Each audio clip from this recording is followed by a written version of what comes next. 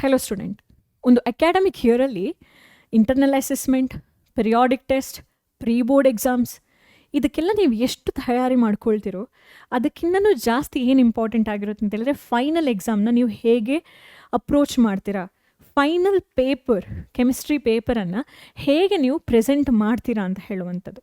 So ಇಲ್ಲಿ ಕೆಲವೊಂದು ಟಿಪ್ಸನ್ನು ನಾನು ನಿಮ್ಮ ಜೊತೆ ಶೇರ್ ಮಾಡ್ತೀನಿ. ಎಲ್ಲ ಸಬ್ಜೆಕ್ಟಲ್ಲೂ ಹೇಳುವ ಹಾಗೆ ಕೆಮಿಸ್ಟ್ರಿ ಪೇಪರನ್ನು ಅಥವಾ ಸೈನ್ಸಲ್ಲಿ ಕೊಟ್ಟಿರುವಂತಹ ಕೆಮಿಸ್ಟ್ರಿ ಸೆಗ್ಮೆಂಟನ್ನು ಕರೆಕ್ಟಾಗಿ ಓದಿ ಅರ್ಥ ಮಾಡ್ಕೊಳ್ಳಿ. ಓದಬೇಕಾದ್ರೆ ಕಾನ್ಫಿಡೆಂಟ್ ಆಗಿರಿ.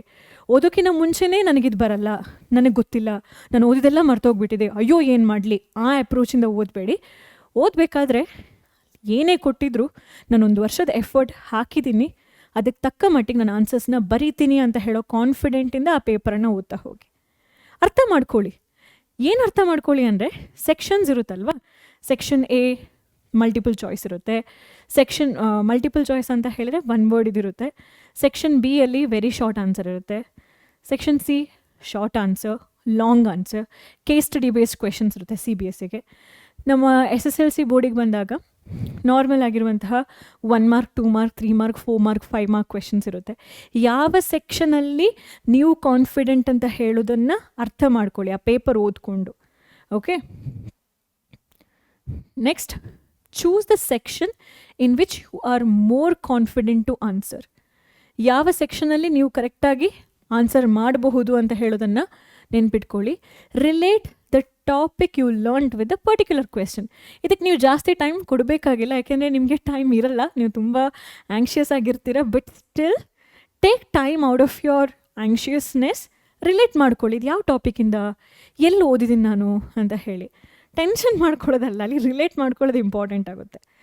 ನೀವು ಯಾವಾಗ ಒಂದು ಎಫರ್ಟನ್ನು ಕ್ರಮಬದ್ಧವಾಗಿ ತಗೋತಿರೋ ಅಲ್ಲಿ ಆಂಗ್ಸೈಟಿ ಆಗಲಿ ಟೆನ್ಷನಿಗೆ ಅವಕಾಶನೇ ಇರಲ್ಲ ಅಲ್ವಾ. Next, highlight the keywords and final answer. ತುಂಬ ಇಂಪಾರ್ಟೆಂಟ್ ಇದು. ಈಗ ಕೆಮಿಸ್ಟ್ರಿಯಲ್ಲಿ SSLC ಬೋರ್ಡ್ ಮಕ್ಕಳಿಗಾಗಲಿ ಅಥವಾ CBSE ಬೋರ್ಡ್ ಮಕ್ಕಳಿಗಾಗಲಿ ನ್ಯೂಮೆರಿಕಲ್ಸ್ ರಿಲೇಟೆಡ್ ಆಗಿರುವಂತಹ ಕ್ವೆಶನ್ಸ್ ಯಾವುದು ಇಲ್ಲ. 9th ಸ್ಟ್ಯಾಂಡರ್ಡಲ್ಲಿ ಇತ್ತು, ಬಟ್ 10th ಅಷ್ಟೊಂದು ಇಲ್ಲ. ಹಾಗಾಗಿ ಕೀವರ್ಡ್ಸ್ಗಳದ್ದು ಚಾನ್ಸಸ್ ಜಾಸ್ತಿ ಇರುತ್ತೆ. ನೀವೊಂದು ಪ್ಯಾರಾಗ್ರಾಫ್ ಮೆನ್ಷನ್ ಮಾಡ್ತಾ ಇದ್ದೀರಾ ಅಂತ ಹೇಳಿ ಬರೆದ್ರೆ ಆ ಪ್ಯಾರಾಗ್ರಾಫಲ್ಲಿ ಬರುವಂತಹ ಕೀವರ್ಡ್ಸನ್ನು ಹೈಲೈಟ್ ಮಾಡಿ. ಸೊ ಅದು ಏನು ತೋರಿಸುತ್ತೆ ಅಂತ ಹೇಳಿದರೆ ನೀವು ನಿಮ್ಮ ಆನ್ಸರ್ ಬಗ್ಗೆ ಕಾನ್ಫಿಡೆಂಟ್ ಆಗಿದ್ದೀರಾ, ನಿಮ್ಮ ಆನ್ಸರ್ಸಲ್ಲಿ ವ್ಯಾಲ್ಯೂಬಲ್ ಆಗಿರುವಂಥದ್ದು ಏನನ್ನೋ ನೀವು ಇವ್ಯಾಲ್ಯೂಯೇಟರಿಗೆ ಹೇಳಲಿಕ್ಕೆ ಇಷ್ಟಪಡ್ತಿದ್ದೀರಾ ಅಂತ ಹೇಳೋದನ್ನು ತೋರಿಸುತ್ತೆ. ಓಕೆ, ಅದನ್ನು ಮಾಡಿ ನೋಡಿ. Next, proper formula, balanced chemical equation ತುಂಬ ತುಂಬ ತುಂಬ ಇಂಪಾರ್ಟೆಂಟ್ ಇದು. ಯಾಕೆ ಅಂದರೆ ಸೋಡಿಯಮನ್ನು ನೀವು ತಪ್ಪಿ ಕೂಡ ಹೀಗೆ ಬರಿಬೇಡಿ. ಕೆಲವ್ರು ಬರೀತಾರೆ ಎಸ್ ಅಂತ ಹೇಳಿ, ಇದು ಸೋಡಿಯಂ ಸಿಂಬಲ್ ಇದು ಅಲ್ಲ. ಸೋಡಿಯಂ ಸಿಂಬಲ್ ಏನು Na. Chlorine symbol is not this. ಇದು ರಾಂಗ್ ಇದು ಅಲ್ವಾ. ಕ್ಲೋರಿನನ್ನು ಪ್ರಾಪರಾಗಿ Cl ಅಂತ ಹೇಳಿ ನೀವು ಬರೆದು ರೆಪ್ರೆಸೆಂಟ್ ಮಾಡಬೇಕು. ಸೊ ಫಾರ್ಮುಲಾಸ್ ಆಗಿರ್ಬೋದು ಅಥವಾ ಬ್ಯಾಲೆನ್ಸ್ಡ್ ಇಕ್ವೇಷನ್, ಬ್ಯಾಲೆನ್ಸಿಂಗ್ ಕೇಳಿದ್ರೆ ಅದನ್ನು ಅರ್ಧದಲ್ಲೇ ಬಿಡುವಂಥದ್ದಲ್ಲ. ಎಫರ್ಟ್ ತೊಗೊಂಡು ಬ್ಯಾಲೆನ್ಸ್ ಮಾಡಿ ಅದು ಬಂದೇ ಬರುತ್ತೆ. ಯಾಕೆ ನೀವು ಪ್ರಾಕ್ಟೀಸ್ ಮಾಡಿರ್ತಾರೆ, ನಿಮ್ಗೊಂದು ಐಡಿಯಾ ಇದೆ ಹೇಗೆ ಬ್ಯಾಲೆನ್ಸ್ ಮಾಡೋದು ಅಂತ ಹೇಳಿ. ನಾನು ಸೀಕ್ವೆನ್ಸ್ ಕೂಡ ಹೇಳ್ಕೊಟ್ಟಿದ್ದೀನಿ. ಸೊ ಸೀಕ್ವೆನ್ಸಲ್ಲಿ ಏನು, ಫಸ್ಟಿಗೆ ಮೆಟಲ್, ನಾನ್ ಮೆಟಲ್ಸಲ್ಲಿ ಆಕ್ಸಿಜನ್ ನಂತರ ಬರುತ್ತೆ, ಆಮೇಲೆ ಹೈಡ್ರೋಜನ್. ಈ ಸೀಕ್ವೆನ್ಸ್ ಇಟ್ಕೊಂಡು ಕಡಿಮೆ ಸಮಯದಲ್ಲಿ ವಿದಿನ್ 30 ಸೆಕೆಂಡಲ್ಲಿ ನೀವೇನು ಮಾಡ್ಬೋದು, ಇಕ್ವೇಷನನ್ನು ಬ್ಯಾಲೆನ್ಸ್ ಮಾಡ್ಬೋದು. ಫಿಸಿಕಲ್ ಸ್ಟೇಟನ್ನು ನೀಟಾಗಿ ಬರೀರಿ. ಡಯಾಗ್ರಾಮ್ಸನ್ನು ಕೇಳ್ತಾರೆ ಸ್ಟೇಟ್ ಬೋರ್ಡಲ್ಲಿ. ಅಂಥ ಸಿಚುವೇಷನಲ್ಲಿ ಡಯಾಗ್ರಾಮ್ಸನ್ನು ನೀಟಾಗಿ ಬಿಡಿಸಿ ಅದರದ್ದು ಪಾರ್ಟ್ಸನ್ನು ಕರೆಕ್ಟಾಗಿ ಎಕ್ಸ್ಪ್ಲೇನ್ ಮಾಡಿ. Okay, mentioning the reagent above the arrow mark in a balanced chemical equation. For example, substitution reaction ಅಂತ ಹೇಳಿದ್ರೆ ಮೀಥೇನ್ ಕ್ಲೋರಿನ್ ಜೊತೆ ರಿಯಾಕ್ಟ್ ಆಗುತ್ತೆ.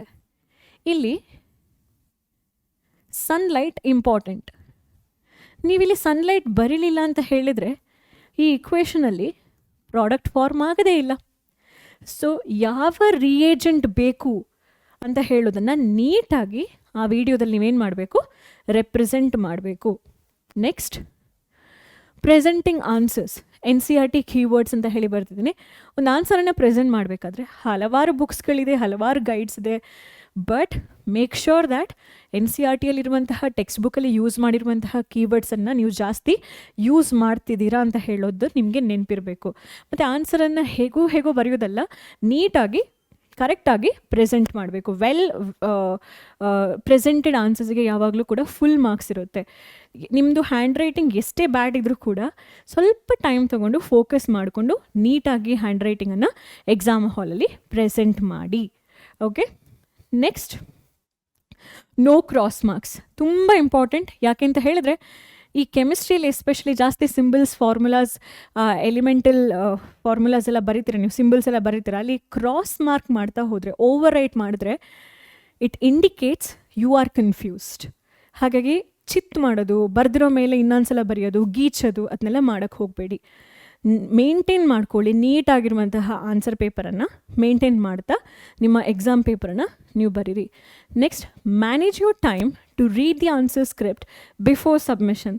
ತುಂಬ ಇಂಪಾರ್ಟೆಂಟ್. ಯಾಕೆಂದರೆ ಅಪ್ರಾಪ್ರಿಯೇಟ್ ಆಗಿದೆಯಾ, ಕ್ವೆಶನ್ ನಂಬರ್ ಕರೆಕ್ಟಾಗಿ ಬರೆದಿದ್ದೀರಾ, ಕ್ವೆಶನ್ ಪೇಪರಿಗೆ ರಿಲೇಟೆಡ್ ಅಲ್ಲಿ ಈಗ ಸೆಕ್ಷನ್ ಬಿ ಅಲ್ಲಿ ಸೆಕೆಂಡ್ ಕ್ವೆಶನ್, ಆ ಸೆಕೆಂಡ್ ಅಂತ ಹೇಳುವಂಥದ್ದು ಮಾರ್ಜಿನ್ ಪಕ್ಕ ನೀವು ಬರ್ದಿದ್ದೀರಾ ಇಲ್ವಾ, ಅದನ್ನು ಕ್ರಾಸ್ ವೆರಿಫೈ ಮಾಡ್ಕೊಳ್ಳಿ.